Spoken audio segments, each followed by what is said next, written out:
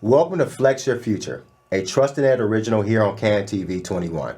My name is Rason Truss, founder and CEO of TrustInEd. Flex Your Future is a career and education series designed to give people honest insight into different career pathways, education options, and real-world outcomes so they can make informed decisions about their future. Each episode features conversations centered on clarity, purpose, and planning because education works best when it's intentional. So, the individual to my right, can't tell you enough. A bachelor's degree in biology, a bachelor's degree in human resources, a master's degree in business with the focus in human resources, works with several non-for-profit organizations, does work with the Cook County Jail inmates, has 26 years of experience in human resources, all while being a mother of two. Without further ado, Ms. VaTrice Moore. Thank you for having me. I'm so excited. I'm excited to have you on the show. Okay, good. How was that draft? Oh, it was stressful, but I'm here in one piece. Absolutely. Nobody was hurt. Nobody was hurt in the process. So.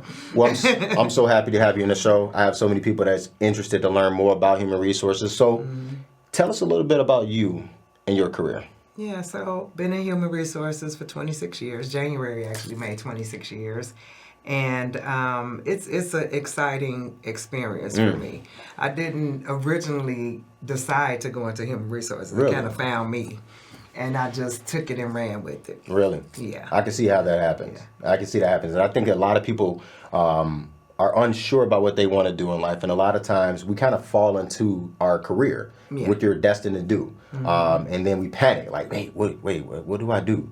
Just stay tuned. Yeah. Just it's okay to pivot. We'll be fine. So tell me, how did you, when you say it kind of found me, how did you get started in that career? Yeah, so I was working at a company called Telesite. And I worked there when I was in school. I was going to Wilberforce University in Ohio, majoring in biology because my original goal was to work at a funeral home. Really? I wanted to own my own funeral business. Really? Yes.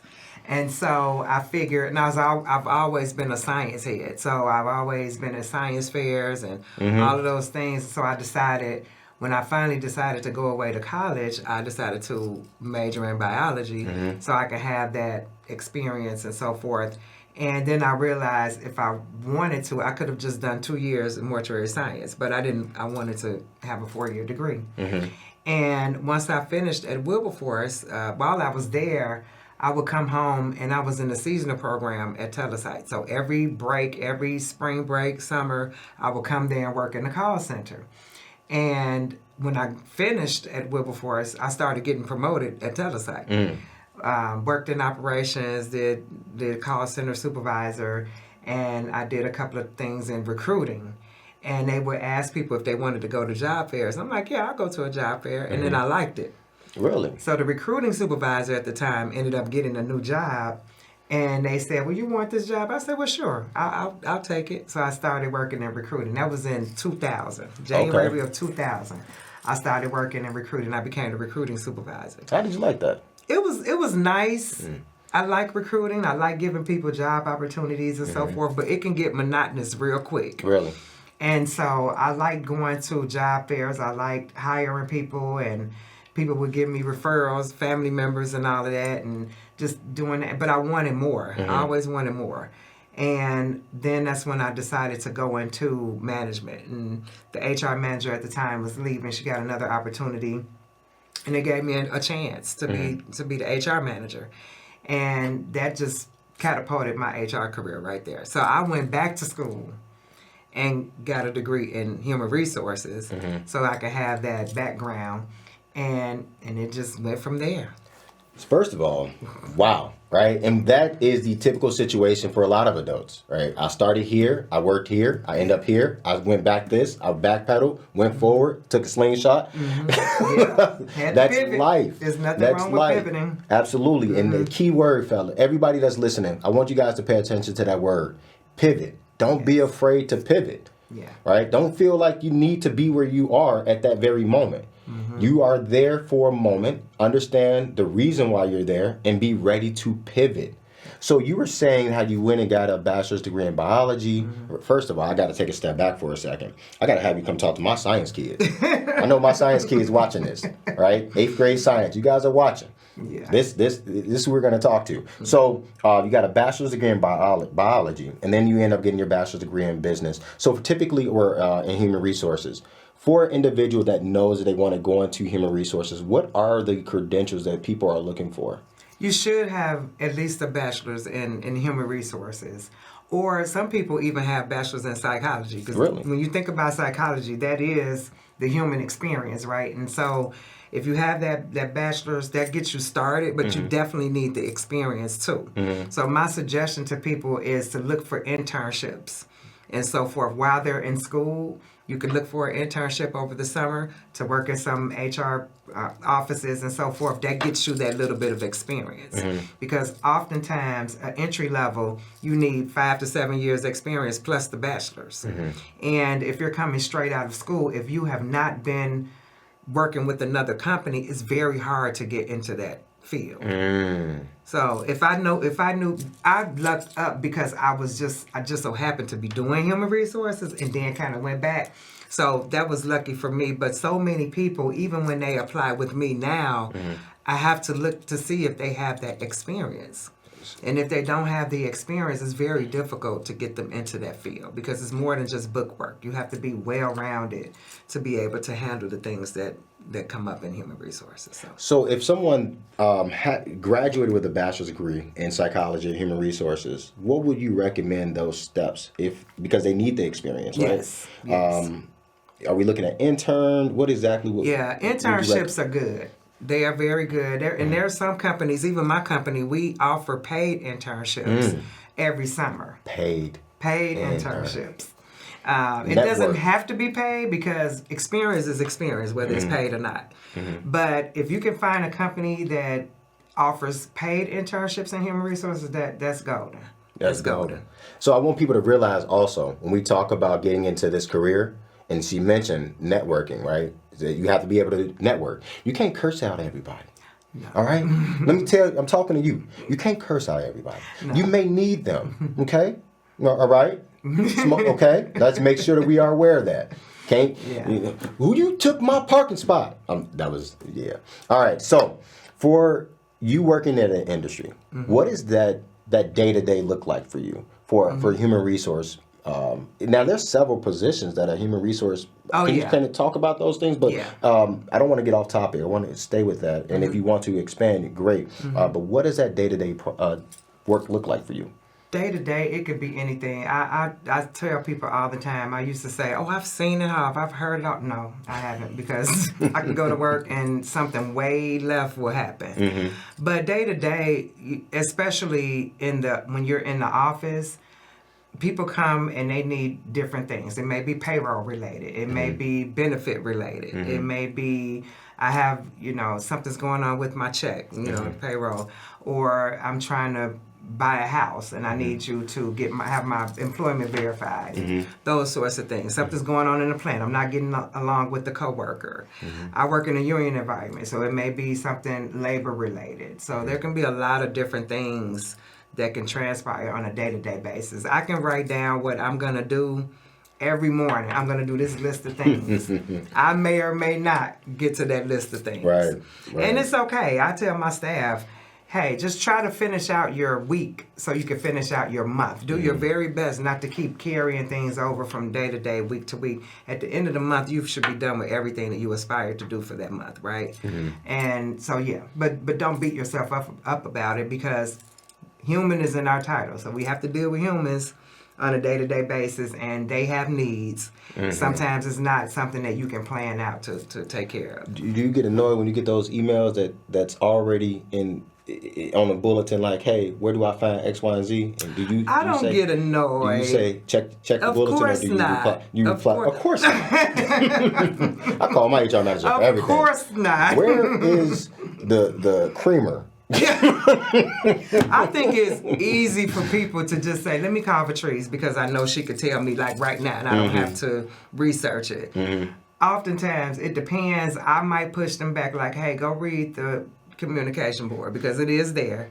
We sent out a text, read the text, so, but a lot of times if it's easy, if I'm not real busy, I'll go ahead and answer the question. I don't want to make people feel this small. Right. So I do my best to try to accommodate them as much as I can. But it's not an annoyance, but it happens. Look, I'm going to speak for everybody. Where do I find my W-2? Who do I reach out to? Is it coming through the mail? Is it electronic? Did I click the form in time? I'm always happy to say we don't handle W-2s in this office. I'm always happy to say that. So with that being said, we talked about the different positions. Can you kind of highlight certain positions? Different positions, yeah. Like what? So, and it depends, on the company. It depends on what they have going on. So you can have your recruiters. And so those are the people who go over the applications and do whatever onboarding that needs to happen or whatever have you. Then you may have specialists or generalists, and they're the ones who take care of the paperwork, the day-to-day paperwork, personnel-related, personnel files, and those sorts of things. You may have a benefit group, who deals with the health benefits and any dental questions and those sorts of things. So there's a few different avenues that may fall under that umbrella. Got it. So and thank you so much for highlighting that. Yeah. When we talk about the challenges, I know for me,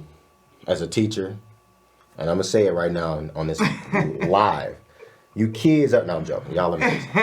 You are amazing. I know you're watching. Amazing. My kids watching right now. They said, Mr. Truss, we're going to watch. I said, can you shout us out?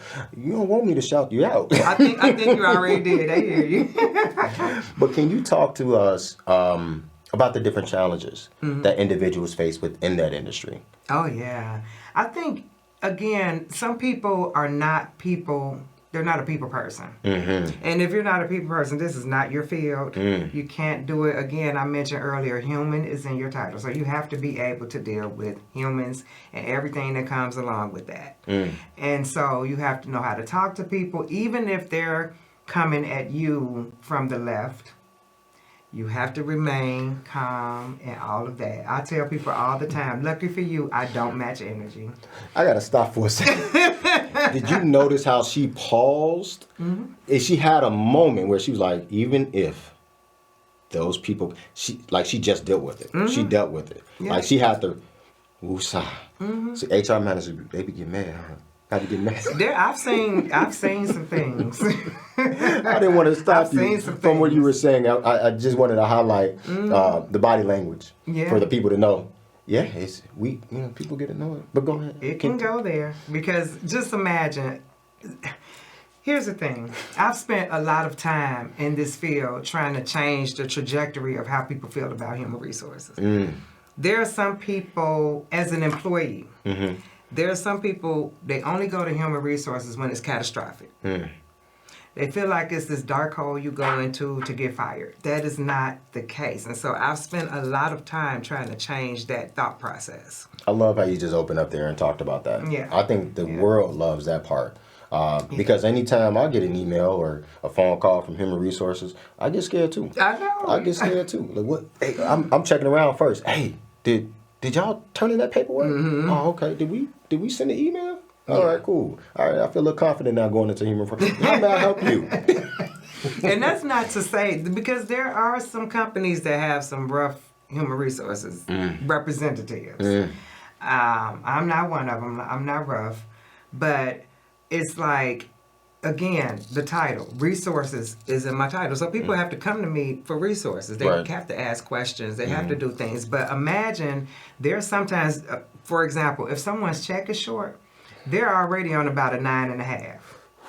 So if they're coming to you to tell you that their check is short and they're already at a 9.5, and then you match the energy to take them to a 10, you both are going to be on 10. And so I always start asking questions. Did you punch in? Did you check your time sheet, your time card? Because it's electronic. Did you go and check that? Did you look at your check stub? And not just the amount that went into your bank. Did you check that out to see if you're getting garnished? It could be a number of things. So I'll start asking questions, and then I say, well, let me look. Let me look and see what's going on with your check. But again, I tell people all the time, your response can determine the trajectory or the path of that conversation. And if you're matching their energy, you're not going to get to the bottom of it. Now you're going back and forth with the person. So I think even if a person comes on 10 or 9.5, you don't go to 9.5 with them. I always tell people, don't go to the moon with them. If they're at the moon, you stay on Earth. I like try to that. help them come on back down to Earth so that you can help them. I like that. Because at the end of the day, they need your help. Absolutely. So absolutely. So when basically you don't come in with the, oh, you want to talk? I can talk. Yeah. We can do this. You know. So okay. Your job is, hey, let's talk through it. Yeah. Right. And this is why you did highlight that a lot of individuals could also have a bachelor's in psychology as well. So that's huge. So it's something that you mentioned earlier, and we kind of talked about this as well. And we talk about the skills. And you talked about, hey, we are all human. What are those skills that a great human resource leader would need to be in this industry? Whether it's recruiter, human resource management, specialist, all the high positions that you highlighted. What are the skills that these individuals would need to have? I think knowledge of employment laws is key. So that way you're giving them correct information. You have to be organized. You have to be organized. It's nothing like someone looking for some paperwork that you can't find. So you have to be organized. You have to be timely. And you have to be a person of your word. If you tell someone that you are going to find information for them, find the information and get back to them. You have to follow up.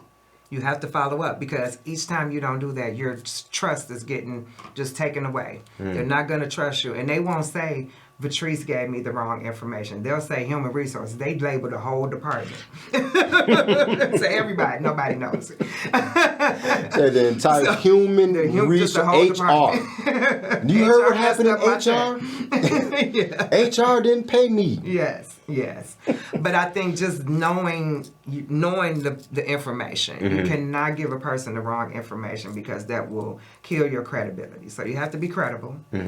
And just be honest with people. If they are not going to get a raise, tell them you're not going to get this raise. But in a way that's, and don't just tell them you're not going to get it. Let them know how to get it in the future. You know, and so those are some of the things that you have to keep in mind. Yeah, okay. So, and earlier you did mention that it's super important to be able to communicate. Right? Oh, absolutely. That is, absolutely. Listen, you can't be cursing people out. Oh, no. And then say, I want to be a human resource manager. That's, no. I'm not here to say what you can't do. I am here to guide you in the right direction and also provide the necessary resources that you need. Part of those resources is letting you know you can't curse people out. You can't be mean. Even if you want to, evil. Don't. Oh, I got them. You can't have a vindictive attitude and mindset. Another key thing that you mentioned, organize. Oh, yes, that's important. You know, I'm starting to realize that I haven't been as organized. But running TrustInEd and working as a teacher and having kids and I start using that little calendar on our phone now. I put everything in the calendar. I'm like, oh, she got a volleyball game. Oh, she got archery. Oh, okay, got it. So that organize is a huge important tool, resource, or characteristic to have about yourself. So it's never too late, because Rason Truss just got organized. So we know that individuals, adults are pivoting. We know students are graduating, going to college. We know the individual are going into the workforce, and we also know that individuals are graduating high school and going into college. What advice do you have for those individuals looking to go into this career? Be intentional. Be very intentional. Learn as much as you can. And I always say, even if you're volunteering for something, that's experience. Volunteering is volunteering. I mean, experience is experience, no matter where you get it from. And I always tell people, because a lot of times, even people who have been in careers and they want to switch careers, if you've been on a job about 10 years, you have not had an interview in a while. Wow. And so always keep yourself fresh, keep yourself updated on the latest, whatever that might mean to you. And anything you do, jot it down so that you can put it on your resume. I want to talk about that just for a second. Interviewing skills. Oh, yeah. Please. And I know that there's, we're looking for different things when we talk about interviewing skills. But can you just highlight three main important things you're looking for, 3 to 5 things that you're looking for in an interview? Yeah. I tell people all the time, even if you have to go to the office to fill out an application, your interview starts there. Dress for success. Because at the end of the day, all they see is what they see first before you even open your mouth. So always your appearance has to be on point. Eye contact. Make sure that you know what you're talking about. Make sure that you are detailed. If they're asking you questions, be as detailed as possible. And sell yourself. Sell yourself as if this person has never met you before in their life, which most times they won't. But sometimes you might interview with somebody who knows you. At least you think they do, but they don't know the professional you. So you have to bring that. You have to bring it and just research the company. Make sure that it's a position that you want and that it's a company that you want to work for. So that way, if they ask you questions, always ask questions for them too and let them know that I've researched, I want to come here, and this is what I'm bringing. Got it. So that pretty much wraps it up today, VaTrice, and I'm so excited that you were able to come out here and talk to the people. I'd like to thank you for joining us on Flex Your Future. To learn more about career pathways, education options, and the Flex Your Future courses, visit TrustInEd.org. Join us next time as we continue exploring real careers, real experiences, and real pathway forward. I'm Rason Truss, founder of TrustInEd, and this is Flex Your Future. Thank you so much. Thank you for having me.